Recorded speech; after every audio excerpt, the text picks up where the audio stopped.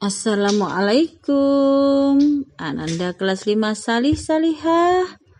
Siap belajar ya? Alhamdulillah sudah pada sarapan semua kan ya? Masih di tema 5, subtema 3, PPKN, persatuan dan kesatuan dalam kehidupan sosial budaya. Sebelumnya kita sudah membahas tentang kejadian proklamasi ya.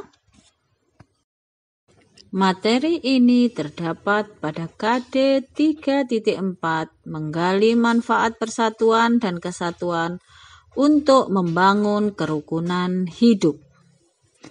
Tujuannya siswa mampu mengolah informasi yang mereka dapatkan mengenai kegiatan sosial budaya masyarakat secara tepat. Siswa mampu mengumpulkan informasi mengenai kegiatan ekonomi masyarakat secara akurat. Masyarakat Indonesia adalah masyarakat majemuk yang hidup tersebar di seluruh tanah air, yang memiliki berbagai macam ragam budaya, suku, agama, ras yang harus dijaga keserasiannya. Contoh sikap yang mencerminkan persatuan dan kesatuan sosial budaya antara lain yaitu saling menghormati penganut agama lain, bergotong royong, saling membantu, dan menghargai kebudayaan suku lain.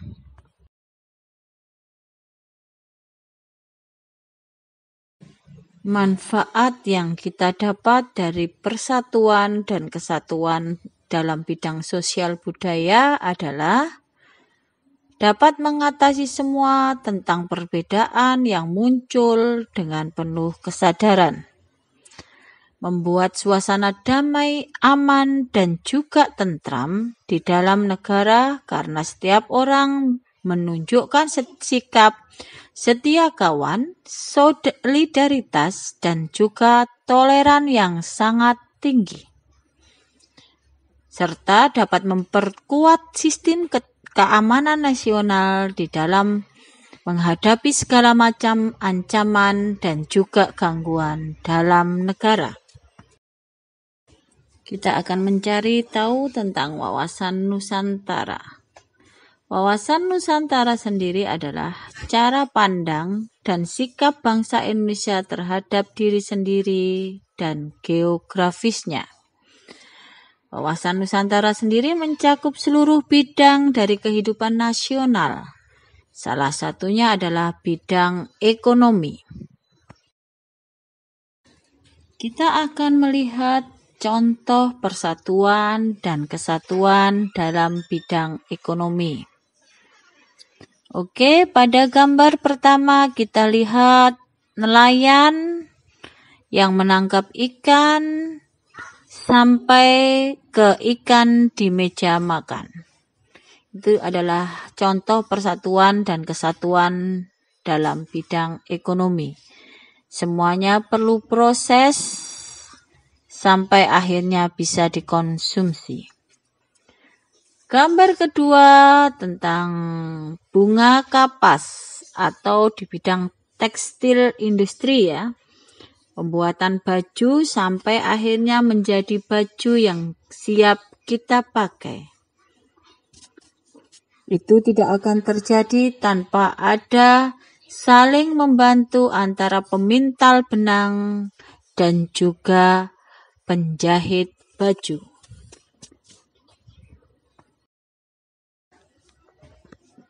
Bagaimana cara menjaga persatuan dan kesatuan dalam bidang ekonomi ya?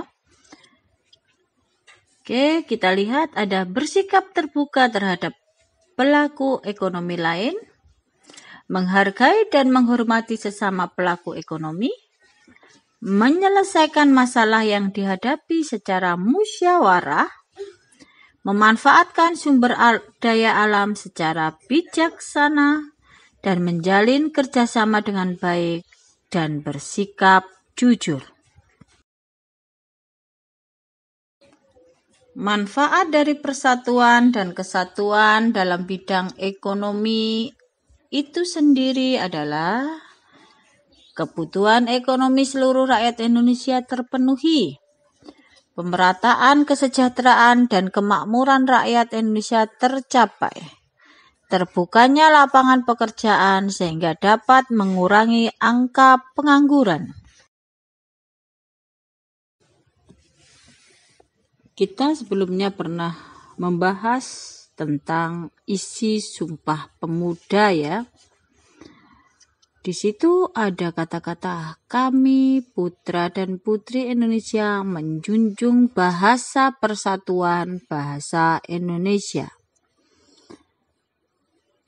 Begitulah kira-kira isi dari Sumpah Pemuda yang dideklarasikan pada 28 Oktober 1928. Pada Kongres Pemuda itu menegaskan bahwa para pemuda dari berbagai daerah di seluruh Nusantara bersumpah untuk bersatu atas nama tanah air Indonesia, berbangsa Indonesia, dan memiliki bahasa persatuan yaitu bahasa Indonesia. Bahasa Indonesia merupakan alat komunikasi yang mempersatukan seluruh bangsa Indonesia. Manfaat bahasa Indonesia yang ditetapkan sebagai bahasa persatuan adalah memudahkan manusia dalam berinteraksi karena kita memiliki bahasa yang sama. Yang kedua, menciptakan kedamaian karena tidak mementingkan bahasa ibu masing-masing. Allah berfirman, dan berpegang teguhlah kamu semuanya pada tali agama Allah, dan janganlah kamu bercerai-berai, dan ingatlah nikmat Allah kepadamu ketika kamu dahulu masa jahiliyah bermusuhan. Lalu Allah mempersatukan hatimu sehingga dengan karunia-Nya kamu menjadi bersaudara. Sedangkan ketika itu kamu berada di tepi jurang neraka. Lalu Allah menyelamatkan kamu dari sana. Demikianlah Allah menerangkan ayat-ayat-Nya kepadamu agar kamu mendapat petunjuk. Dalam surat Ali Imran ayat 103.